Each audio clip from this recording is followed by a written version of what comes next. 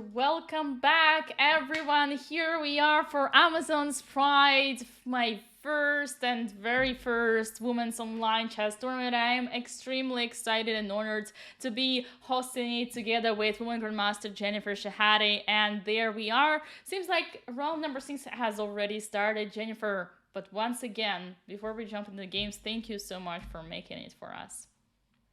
Thanks so much for doing this. I'm having so much fun. And we currently have, going into round 6, 2 players leading, Nana Zagnidze and Polina Chuvalova. But don't forget that the whole point of this is to get into the top 8, right?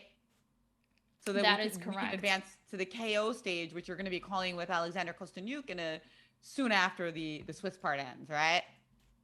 Yeah, that is correct. So what you need to do is to qualify to the top 8 if you want to continue in the knockout stage. But this tournament has a lot of prizes for streamers as well. For instance, we have first top 3 prizes for streamers, and we also have prizes in categories. You have just seen them on the previous overlay, and we also have top 3 prizes for the Swiss event. So let's say, well, actually, top 3 to qualify to top 8, so they're happy in anyway.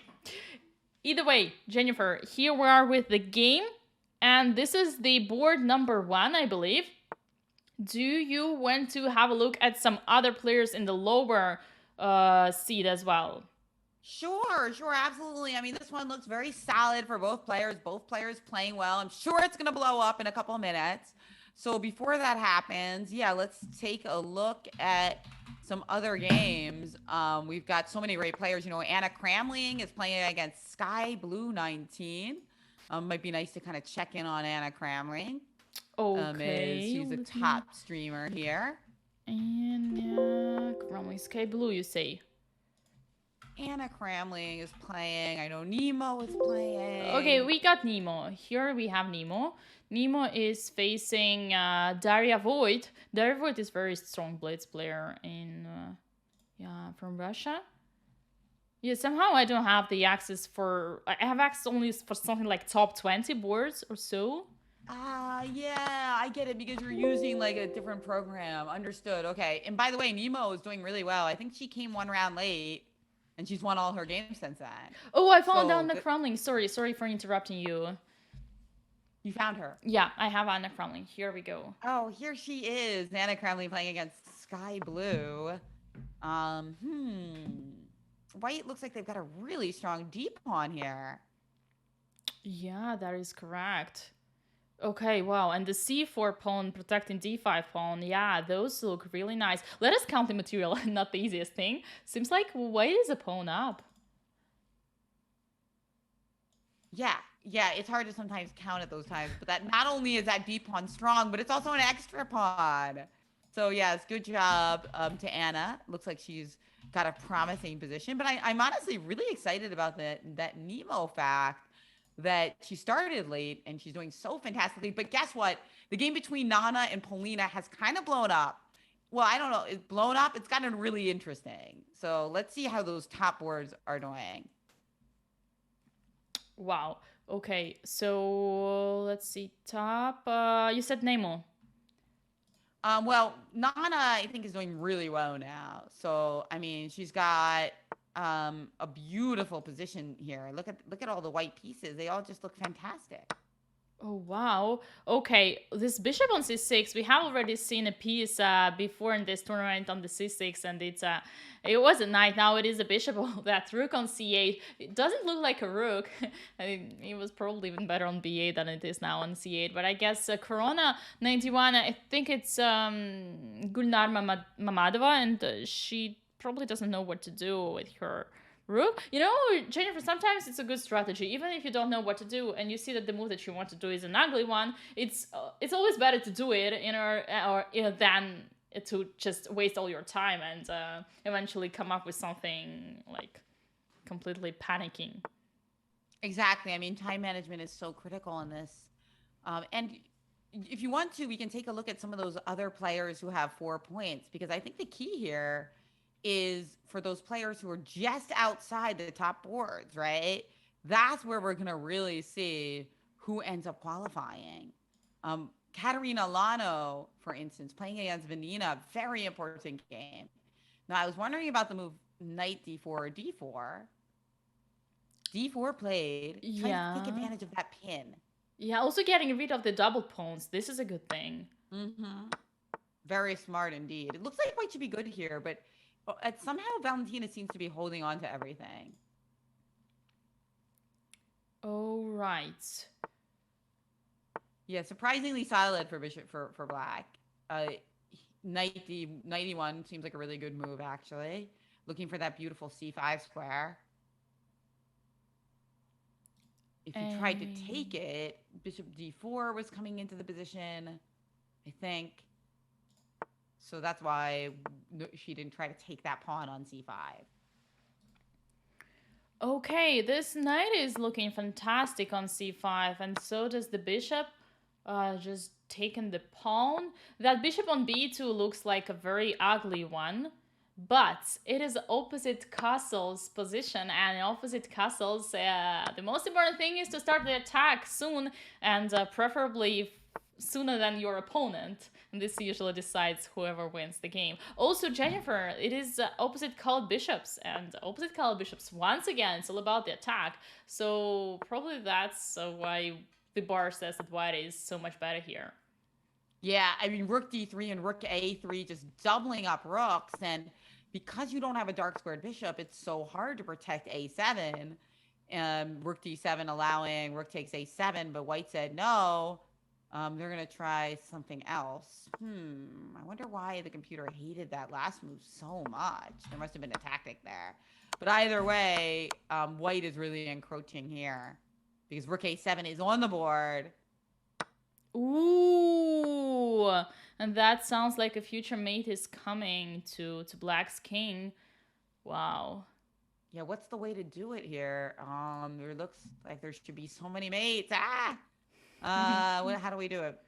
Bishop f4, e5 seems okay. Queen e5. She just chooses rook d7. Fair enough. Just trying to get now mate rook into d7. And rook a7 and queen b7 coming. Yeah, that was a mate. Fair enough. Katerina wins this game against Valentina Gunina. Both grandmasters from Russian Olympic team, and that is once again such a pleasure to see them playing. Who else do we have? Oh, okay. Well, it looks like, by the way, it looks like Polina won her game that I thought Nana was going to win. So Polina is soaring to 6-0. Beautifully done. I think Nemo's still playing, and that game could be very, very important. It does look like it's probably going to be a draw a lot of the time. Oh, maybe not. Nemo just snipped off a pawn. Wow. Okay, there is this end game. We see it now, and Nemo versus Daria Voigt. Wow, Nemo is totally winning. I mean, she is winning now. That's right. Wow. You know, Jennifer, for me, it's always a big pleasure to see Nemo competing in chess with like, let's say on a high level, because we have met in person several times, and we also participated both in the latest World Cup, and like I know that Nemo has like, oh wow. Okay, I should stop talking. A lot of action happening. No. It's good. You were saying about the World Cup. Yeah, the World Cup. So I know that Nemo, well, first of all, everybody knows Nemo was a world champion under Yorth.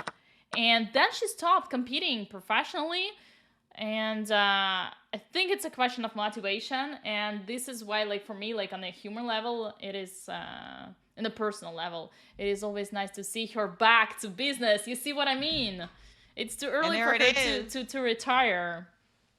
Back in business as she beats a higher rated player and wins her 5th game in a row, looking for one of those 8 spots. Those 8 spots are going to be very hotly contested in these last few rounds. I don't know. What do you think it's going to take to get one of the spots? Right now, if the tournament stopped right now, everybody with 5 out of 6, I think, would make it in. Right? Yeah. Because there's a big tie with 5 out of 6. It's like in 2nd through 9th or 10th. So maybe one person would get ousted on tiebreak. Yeah, that's correct. By the way, we have only one person was 6 out of 6, like full 100% result. It is Gulnar Mamadova from Azerbaijan. Okay, round 7 has started. Jennifer, you pick the game. All right. Well, I think we should look at one of the games that are slightly on the bubble. So why don't we look at Nemo versus Nana? Okay. Because I think that I do think you might need to get 7 out of 9 or at least 6.5 to qualify for that top 8. So this game's really important. Get to 6.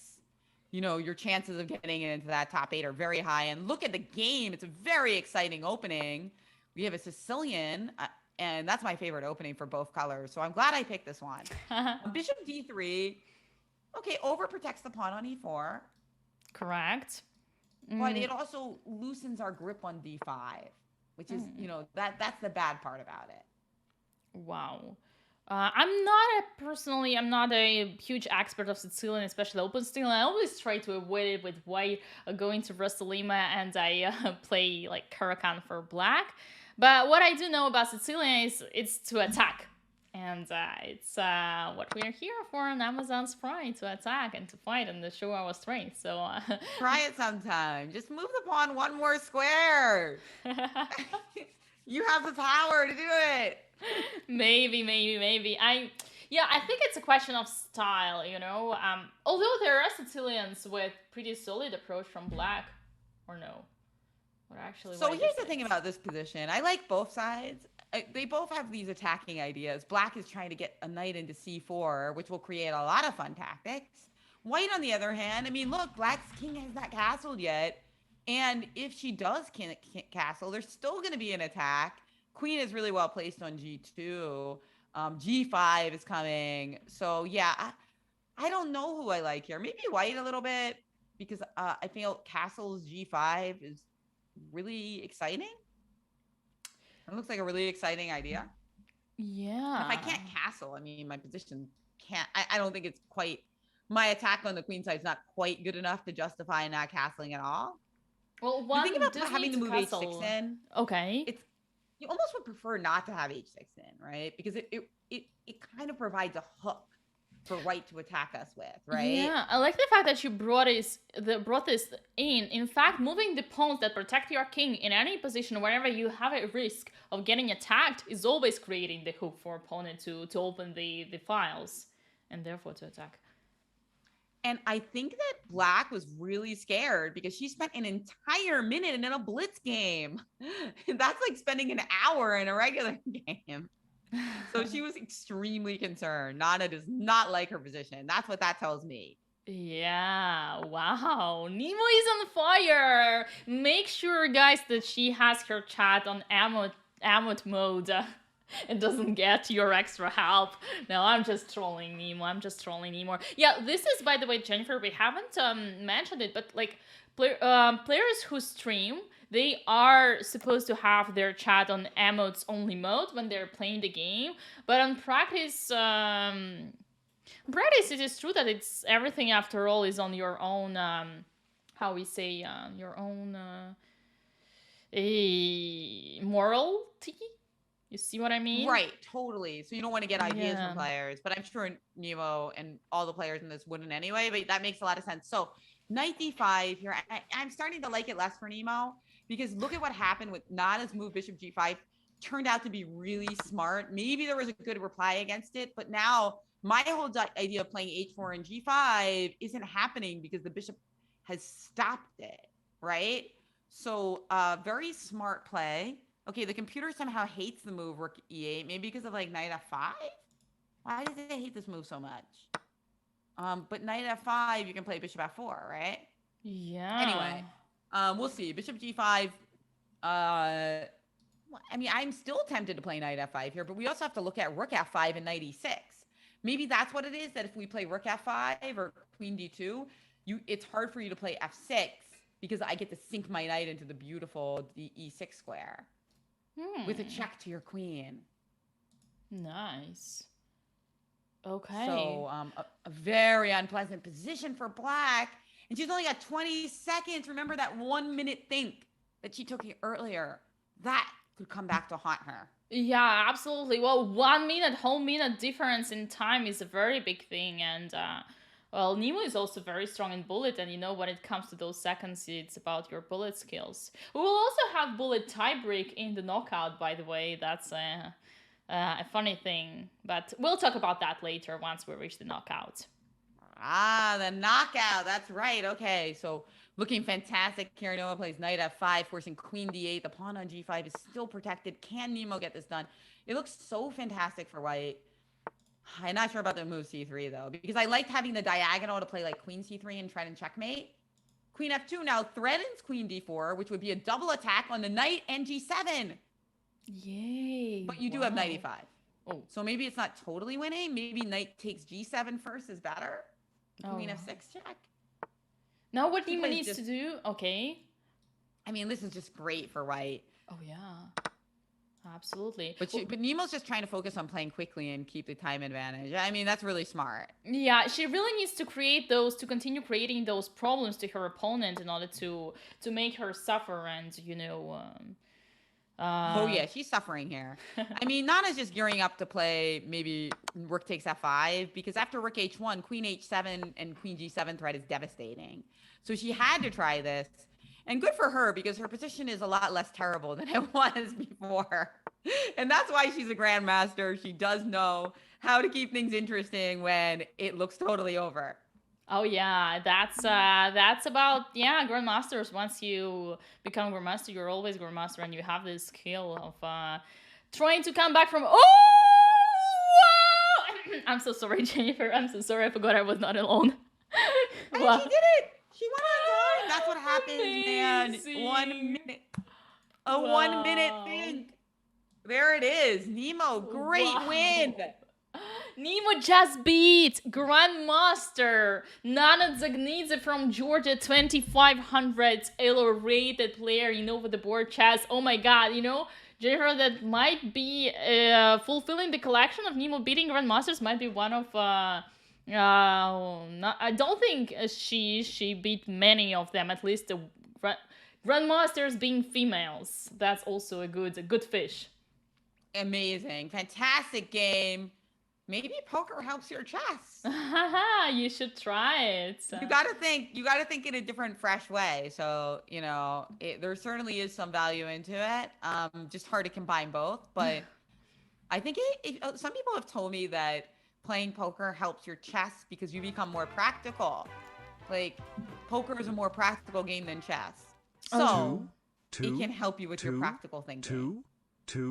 Like, play quickly. Get on with it. Winning on time is the same as winning the game.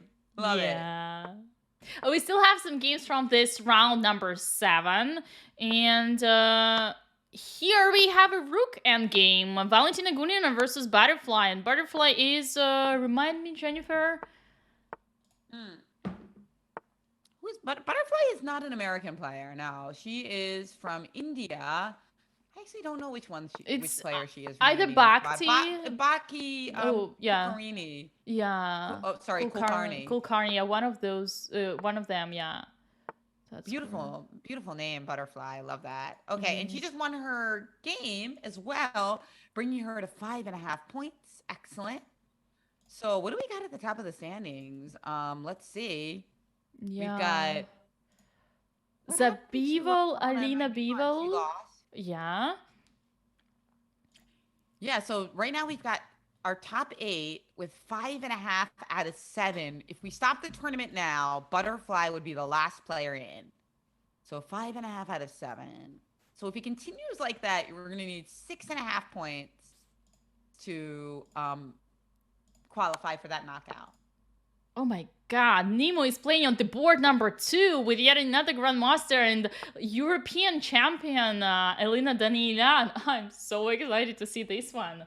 Yeah, let's keep looking at it. I mean, these are great games to look at because, again, if either of these players loses, their chances to qualify for that top 8 are in jeopardy. And look at this. Danielian is playing a very provocative line. Nemo got white twice in a row, and if she plays white like she did last round, that's going to be sad news for Alina. But let's see. E6, very solid. I mean, if I'm white here, I'm dying to get D5 in, but it's Danielian's setup is so solid, I'm not sure it's really going to work. Oh, look at this G4, typical Nemo style. Go for it. All blazing here. It is the Amazon tournament, so playing with raw aggression. Here's the thing, though. In this particular line, Black has not castled yet. They could choose to castle queenside. It's not completely insane. You know, especially if White castles queenside. So let's see what happens. And this move C5, very clever, too. It actually threatens C4, winning an entire piece. Yeah. So this one is pretty interesting for both players. You know, Nemo's got to watch out. C5, take C5. What now? Yeah, I want to remind to our viewers that those two players are not so to be in the same condition. This is a very subjective thing that I'm going to say, but Nemo is streaming, so she might be less concentrated than her opponent, and I think what is happening here is that Nemo manages to be like on her 200% of the concentration, playing so good. I think, yeah, and I think that it is pretty amazing. But is Daniela not streaming? I'm not sure. I doubt. I think she might have tried to stream in one of the previous events, but we'll find out later. In any case, she's playing really well. Like, her play here is very strong because basically she tries to open up the center so that Nemo doesn't have a free hand on the king side. Very instructive, right? Absolutely. And now, like, her tactics are actually coming with a lot of force because the center has been opened. Like, bishop d6, great move. Now, if the knight moves, bishop g3 you have to contend with.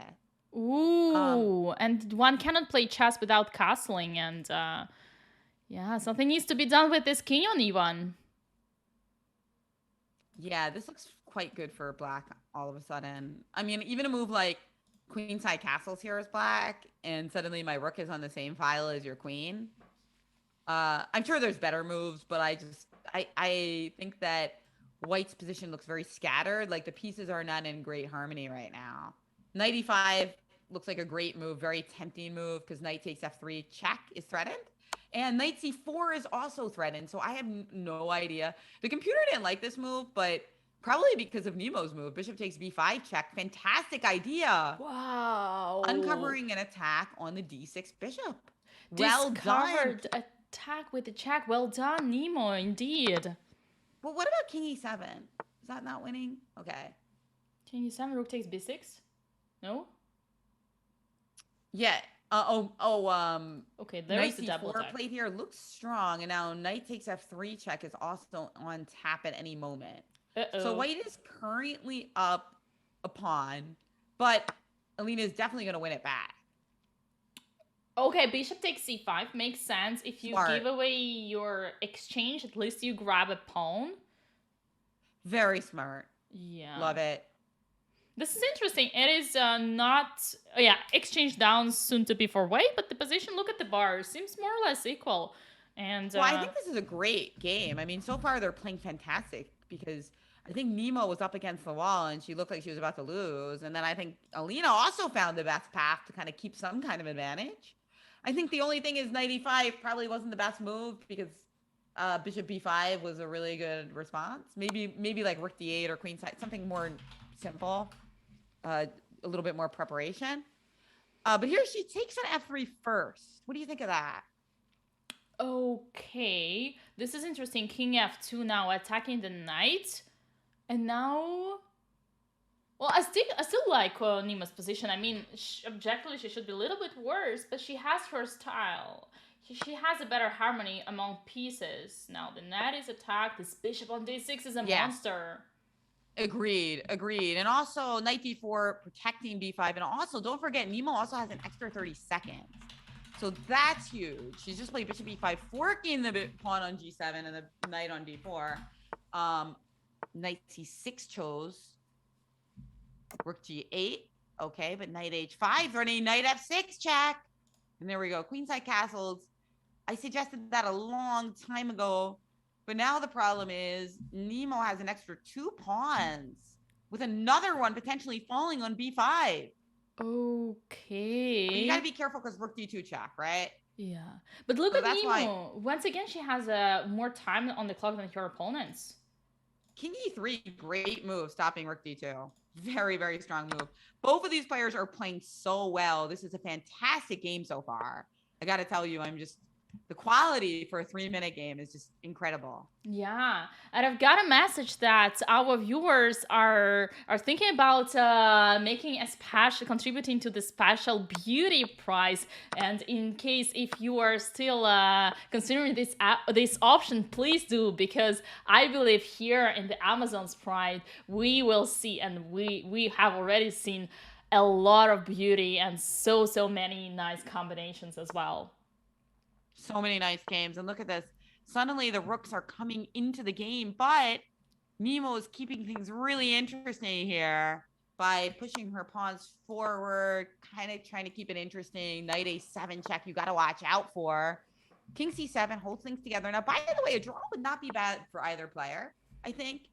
I don't think so, because 6.5 might make it into the knockout, but I'm not sure about that. Maybe you lose on tiebreak, depending on that, and your tiebreaks kind of leaves it up to chance, right? You gotta have a good tie break for that. And tie breaks, by the way, are the standard tie breaks of chess.com. We do have a lot of them on Title Tuesday and events like that. And well, Jennifer, one more thing I wanted to point out. Oh wow! 2 seconds left. Oh my gosh, what's gonna happen? It's gonna be a draw. Good for both players. Good for both players. Wow. I think that's good for both players because they play the final round, and if they win the final round, they're definitely in. And even if they draw, or lose, they have a chance in getting in by tiebreak, right? Absolutely. We have to keep an eye on the standings, right? Yeah. Well, Jennifer, I wanted to say this event, there is this thing, how special it is compared to all the others, is that it's not just like all the title players, women title players that we have. It's open to all women players, and we have so many people who are playing for the very first time online, also first time on chess.com, and that's an absolute pleasure to have like playing together all the strongest, the elite, the strongest chess players like in the world, female, together with the beginners, and discovering this game of chess, especially online. And once again, I'm so excited about it. Man, we just had a really interesting rook endgame that Karina Chess, I think she won on time. So that's really important. And are we in the final round? Oh my gosh, I think we're in the final round in just a second. Let's take a look. Yes, we're in the last round. And so if the tournament stopped now, 6 out of 8 would be the bubble. So a lot of the players with 6 points would get in and some wouldn't, right? Yeah. Depending on your tie breaks. So we got to keep a careful eye on the players on that bubble. Let's take a look at, what do you think? Would be a good game to look at this round. Choose the person you prefer, because you have so many favorites here. I know that, Jennifer, there are so many students of United States Chess Federation. There are also your friends from Kenya. Yeah, let's look at Rochelle's game. A draw between Corona and Zabavol. Quick draw there, as they both know they're going to get into the tiebreak. Let's look at Arm Queen versus WIM Tonki 97, because I think both of these players, if they win, have a real good chance of getting into the playoff. Okay. So, and both of them fantastic players. I believe Arm Queen is. Yeah, I found it's. Yeah, Maria Gorgovian. Yes, so she's a regular in these events. Yeah, very and strong player. Maria should be also streaming. I hope. Yeah, she should be also streaming. Maria from Let's Chess Live. Our viewers can confirm that to us or not. But anyway, big shout out to their channel on Twitch as well. What do we have here? Well, we've got a very interesting position where it looks like, it looks good for both sides. A very good position considering that I think they need to try to win, right? So I don't think 6.5 is necessarily going to be enough. Queen A5 was just played. Okay. Going after the bishop on A6. Correct. And potentially the pawn. But bishop B5 now, is it too greedy to take that pawn on A7? Maybe. Oh. Probably the pawn will be protected by the knight. Yeah, there we go. Knight e5. Queen protects the pawn on a7. Yeah, knight e5 threatens the d3 pawn. So rook d1 played. And now, Rook b4 attacking the queen. Queen a3. That's a calm game. It is calm. Do you want to look at Katarina versus Nemo? Probably yes. Oh my god, Nemo let's take a look at Katarina versus Nemo, because Katarina needs to win this game to get into the tie break. And there's a chance if she beats Nemo that Nemo, despite her dazzling result, she could get kicked out. She could be. I'm not sure. We'd have to see the crunch numbers.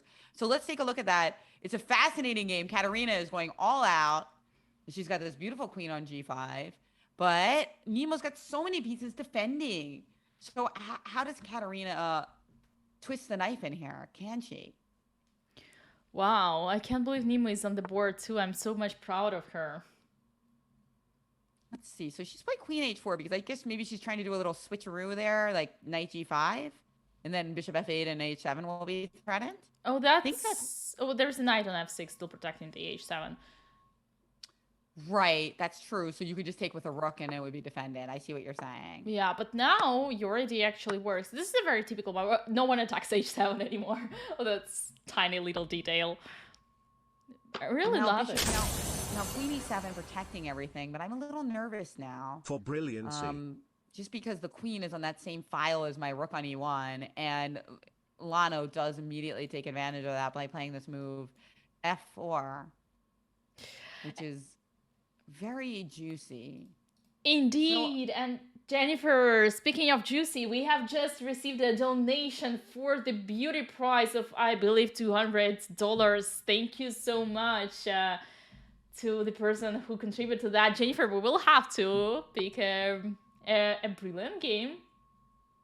Great, thank you. Love it. All right. So bishop g7 played, and then after pawn takes e5, rook f1, amping up the pressure on f6. Love to see it. Absolutely, wow. Now rook d6 protecting the knight makes sense. I don't know, though. I don't believe we're going to be able to continue protecting it enough. What happens if, like, okay, wait, how do we play if just pawn takes e5 here? I guess you have rook takes d1, but then I have bishop takes d1, right? Yeah. Now king h1. So Katarina doesn't know what to do? Yeah. Maybe there was something with, after pawn takes e5, maybe it didn't work for some reason with queen c5 check or something. And then moving the knight. Probably that was it. You could play like queen, you could take on d1, bishop d1, queen c5 check, and then play like knight d7. So that's why Katarina played this practical move, king h1. But is it a good one? What for Nemo to do now? Can she... Rook d8. Oh, the bar doesn't like this. Is there something... I have no idea what she was supposed to do there. Maybe she had to play something weird, like h6 and knight h5 or something funky. Maybe that was it. Like something weird. I think that could have been it. h6, knight h5. Because it looked terrible to me, and the bar suddenly said that Nemo was equal. I don't know. Yeah, something fancy. Sometimes we don't see, yeah, well, Jennifer, maybe, yeah, well, sometimes the... Yeah, sometimes it's about some concrete lines that we do not necessarily spot out immediately. Yeah, that aren't realistic for a human to see in a Blitz game, you know, especially because, like, they don't know. And now, unfortunately, it looks like Katarina is crushing. Only unfortunate, I mean, we love to see Katarina, but Nemo's played so well. So it would be sad to see if this knocks her out, because queen g5 and queen e7, and she loses her queen. She is going to lose this game. She lost on time, but what a great event. Will she still make it to the final 8? I have no idea. We're going to have to see how the other games shake out. Let's see how the board 1 is going. Classy L versus Butterfly. Oh, right. What is happening here? Looks like Butterfly and Classy L. We've got a battle of the minor pieces. A knight for white and a bishop for black. And time-wise, it looks like a bit of an edge for Butterfly. Seems like good for white, right? Because your knight is about to take a7, which is very unpleasant. Yeah. Okay, this is so. Uh-oh. Uh-oh. What was that? Now, in order for people like Nemo to qualify, what she doesn't want is this game to be a draw. She wants it to be the decisive, right? So that it pumps somebody back down to 6.5 and maybe she wins on tiebreak. So this is a very important game for those trying to get in on that bubble. Absolutely. Well, what worries? Oh no. Is that a good move? Knight f4 check and knight e2. But there is a little tactic. Well done. Black spotted it. But Still isn't this just gonna be a draw probably? Well, White's king is pretty strong, but okay, now Black is back to. Black's getting it back in. Yeah, Black's getting that king back in. Uh-oh. And good chances that this is going to be a draw, although we did just give them a pawn. Okay. A pawn. Yeah, now it's going to be a draw. Yeah, now. We keep changing our mind, guys. Yeah, that's true. We might see Philidor position here. Will we? Although our rook is messed up. Like, we don't have Check. our rook on the right place right now. And then rook g3, and then rook g6. Oh, I mean, rook g1 and rook g6. No! You wanted to go rook g1 for the Philidor, yeah. Not this you one. wanted the Philidor. Oh, yeah. Oh my god. Oh my god. Somebody lost on time. Yeah. Out. Rook endgames are so hard. I mean, you immediately were like, rook g1 and rook g6. Let's get the Philidor on. I'm telling you, 100%. Black knows that. But when you're playing Blitz, you know, actually, sometimes you can't make the moves fast enough. Yeah, Jennifer, now that I'm thinking, maybe it was still losing because there would be rook h8 and rook king d7. Either way, we still have some action. Let us concentrate. The last games of the tournament of the Swiss part are still playing. I think being played. Oh, what is happening here? Let's see what we have left. What do we have left? We've got Arm Queen with Tanki and Queen's Endgame. Oh, we still have that game we were looking at earlier. Okay, the Tanki game. This is very important. Can Black win this? Well, she's up 2 pawns. So I think she can. She's got to if she wants to get into that. Yeah. Black's king is so strong. Black is an extra pawn and the king is so strong. But no pass pawn anymore. I doubt. Oh! She lost the extra pawn and now she's going to lose. She's gonna lose. No, because of the cross check. Cross check. Wow. And our results are in. That was so fast. Oh boy. Who made it in? All right. So before we announce, I mean, you can see that on the screens, but we have to congratulate the winners of the Swiss. Alina Bival is the first part with 7.5 out of 9. We also have Eliane Delian with same number of points, and Gulnar Mamadova.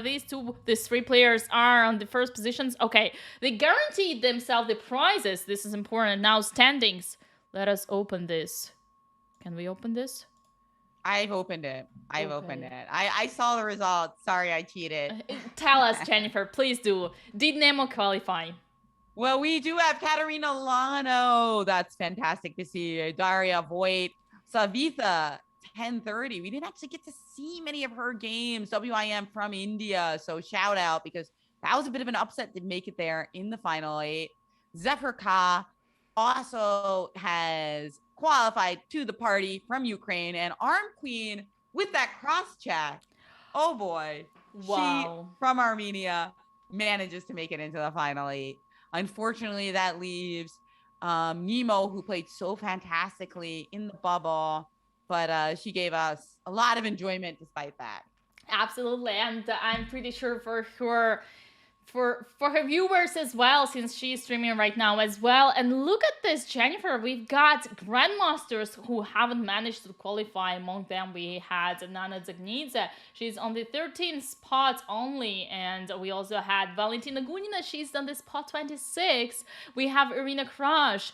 And yeah, this is wild. Shows you how strong is the seed. That's true. I mean, it's amazing how strong some of these players are. WIM, WGM, IM. So not as high a title as Grandmaster, but their chess.com Blitz ratings are very high. So you can see that in the Blitz format, their Grandmaster strength or even stronger than some of the Grandmasters. So yes, it is a different game. And wow, the play has been great. It's been fantastic.